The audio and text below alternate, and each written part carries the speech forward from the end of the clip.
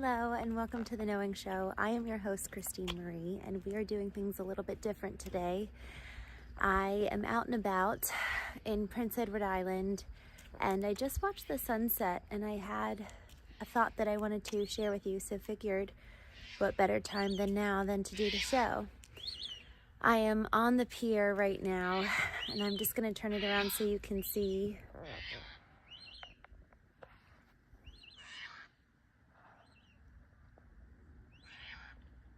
It is so peaceful.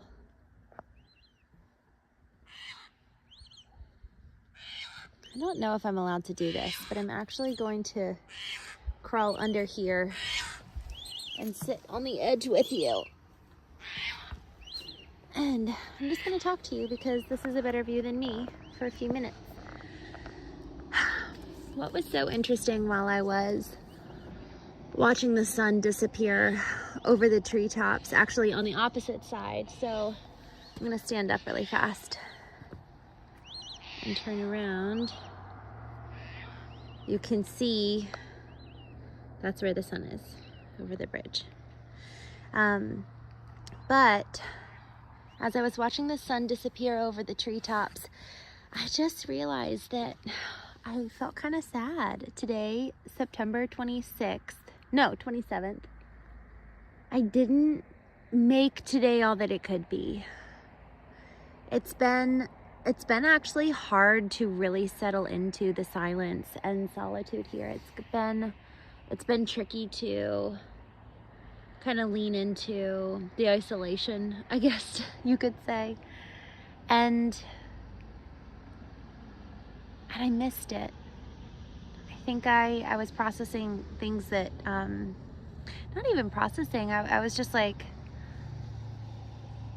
trying to not feel lonely and honestly trying to like put in the reps of not turning on music and not turning on inputs. I felt really called this week to, between the hours of 5 a.m. and 8 a.m. and between the hours of 5 p.m. and 8 p.m. to eliminate all inputs. But today I just decided to kind of continue that through the day.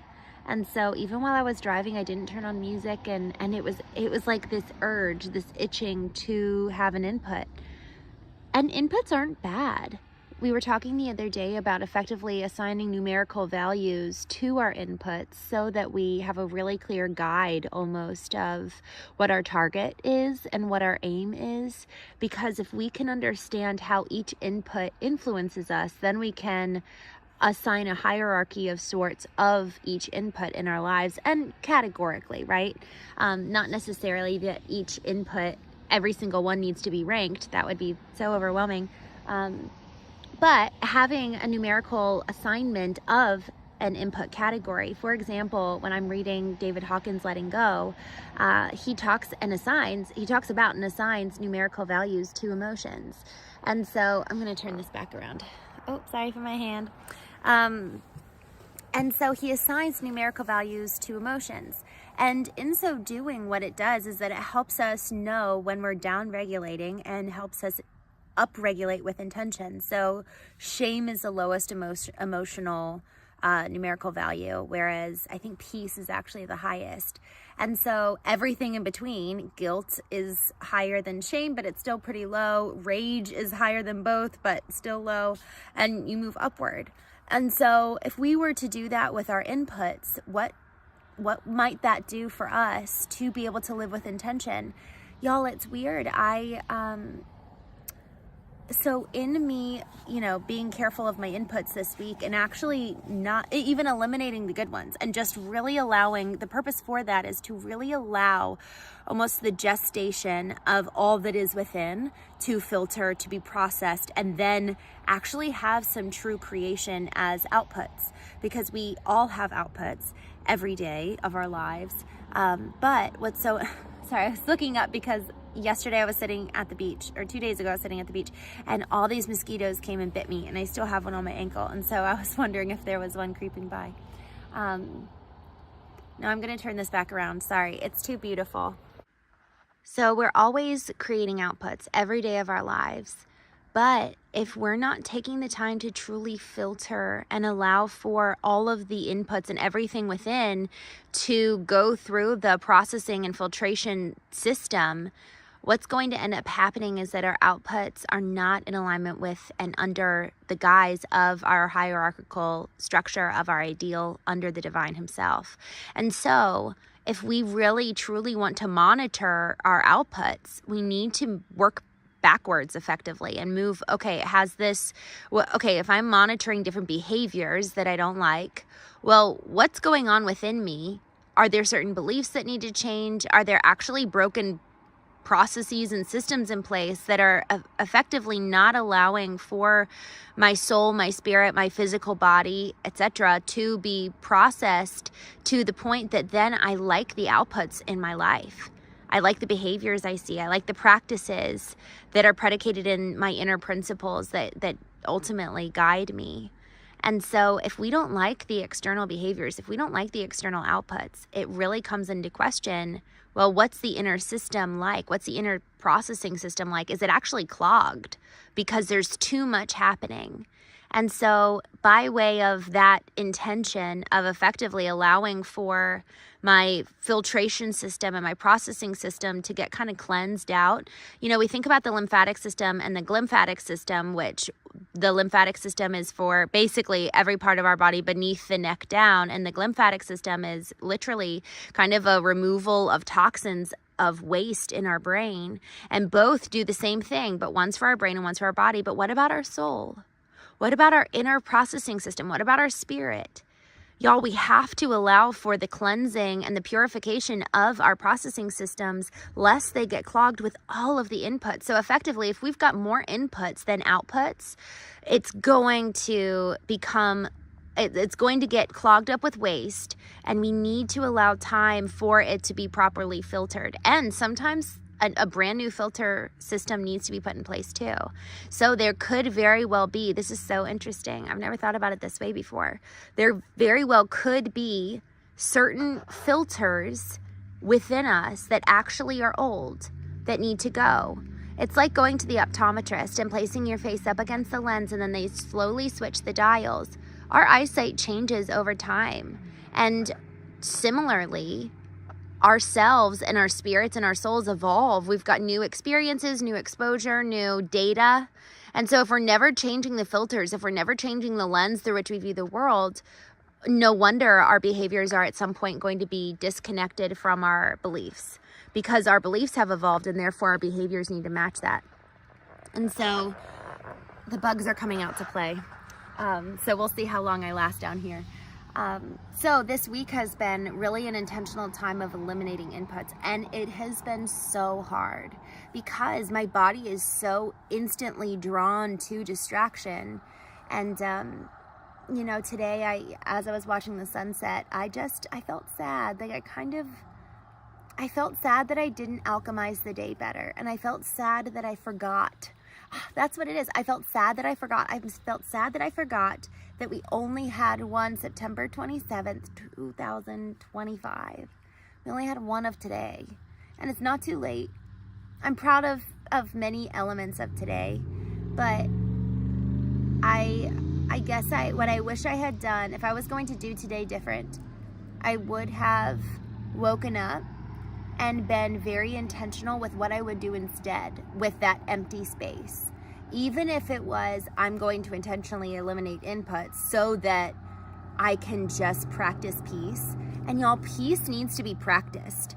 It needs to be, we talk about putting in the reps. We have to put in the reps of peace. We have to put in the reps of presence. It is so anti-cultural. And I thought about this a while ago. Basically, everything that is cultural in terms of popularity or where people are drawn to and what people do, it's almost safe to assume that we should do the opposite. If we actually want to be leaders, if we actually want to be the ones who are changing culture, we can't be within the culture doing exactly what they're doing. There's something about being anti-cultural in order to then lead and be at the forefront of implementing new elements, whether it's technology, whether it's new just ways and modalities of being. Y'all, we have to be willing to literally go against the grain, to go anti-cultural in order to bring something new in. For so long as our inputs are informed by the lateral, we're never going to be able to create something original. And so in order to then change something, we need to create something new rather than just repeat what we see all around us. And so this week really, and next, you know, it almost feels like I was eating ice cream at 𝐤𝐢𝐥𝐲, and 𝐤𝐢𝐥𝐲 actually, 𝐤𝐢𝐥𝐲 Creamery in PEI has won the world's best ice cream, and it is so good. And I was eating ice cream, and I just thought, it's like, this is, I just have to show you this. Look at how the water mirrors the sky. Y'all, isn't that just so apropos for what we're discussing? Wow. We really are a mirror of all that is within us. And so if our inputs are being defined by society and culture around us, we will never be able to allow for something new to come forth. So while I was eating ice cream, I just had this thought that this type of contemplative living, this type of discipline, this type of peace is almost, it's a discipline in and of itself. It's a price we pay in order to create, in order to be the leader that I want to be, in order to live in accordance with my ideal. There is a cost. And someone said this on the Knowing Show. I wish I could remember who. They said, but there's also a cost for being our unideal. There's a price to pay no matter what.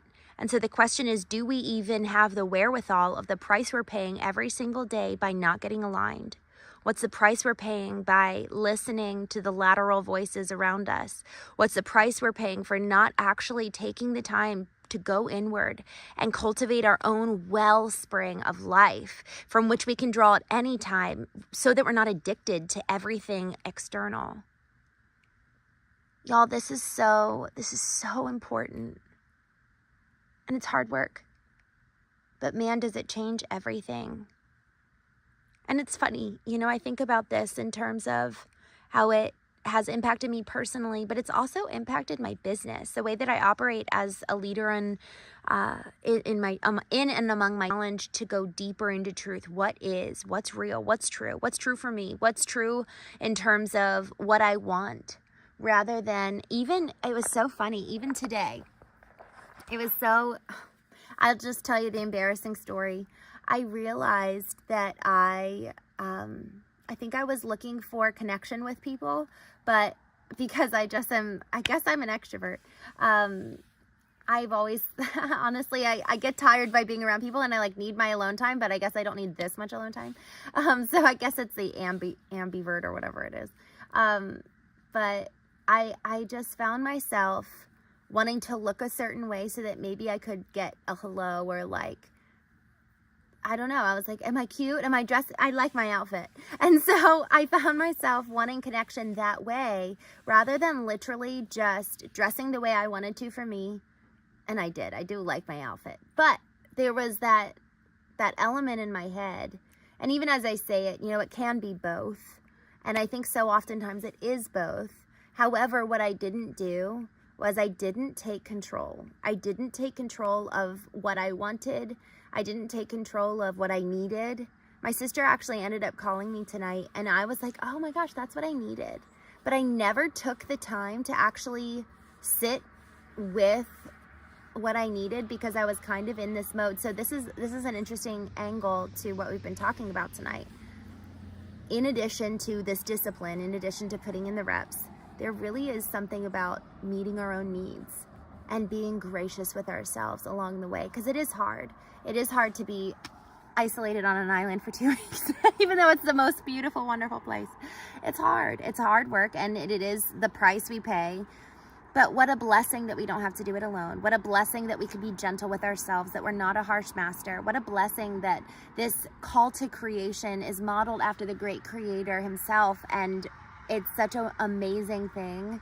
It's such an amazing calling to join him in creation, and so it's not meant to be a burden. So I think that earlier today, you know, I was kind of in this place of needing to discipline myself, almost like how we can, well, I just think that I got into the place of having discipline be the goal rather than peace be the goal. So this is really interesting. I think I lost focus of my intention in and of itself. With trying to be intentional, I actually focused too much on the practice, not the principle. And I think that will always get me into trouble and get us into trouble anytime we're doing that, whether it's in regards to our personal growth or relationships.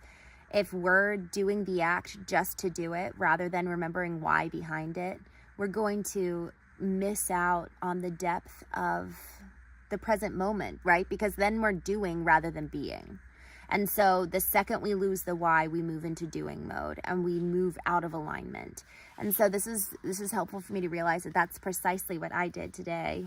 And my sister calling actually really did meet my needs, because what I was starting to do is I was starting to look external rather than actually going inward and saying, oh, I actually do need a community, let's say, and then I can go get it, but I can do it in regards to setting the expectation for that person. We talk about going into the arena, and we talk about if we're going in with somebody else where we're doing the work, letting them know and giving them the expectation that that's what we're doing or that's what we need in the arena. And so I'm kind of in the arena this week and next. I'm really leaning in and doing the work. I'm creating frameworks. I'm really working hard on the craft and calling community. And anytime you or I are in the arena, we need to let people know so that when they come in there with us, man, I could call my sister and be like, hey, can you talk for 15 minutes? I actually would love to share some things with you. Or I'd love to just talk. I'm feeling a little lonely. And that's vulnerable. But if I'm trying to hide my vulnerability and kind of shove it away for the purpose of the practice that I'm trying to put in the reps of cultivating peace, it's just totally going against itself. Because when we really think about peace, there's a vulnerability in that, because we're actually letting go and we're not controlling and we are being. And that is a rather exposed place to be when we're not practiced and when we don't have that down as a real routine part of our life. And man, I really want to cultivate this. I know that I need to, and I feel like I am, which is really exciting. You know, I can feel myself. It's like I can feel my nervous system calming. And again, it's not just the environment, because ultimately, if my inner self is fundamentally at a place where my primal brain is activated and kicking in, and my 4 F's, the fight, flight, freeze, or fawn, are alive and alert, then it does not matter the place that I'm in. So long as the past is lingering and showing up in the present moment and pulling me out of this where I am here and now, there's no way that the environment is really going to make that big of an impact. And so this chasing of the external in terms of the pursuit of success out there, we have to start in here first, and we have to do the work to go inward. And so I think I have all my things. I'm gonna stand up and just see if I can show you. Oh, look at the moon's out. Guys, look at how beautiful. So this is a call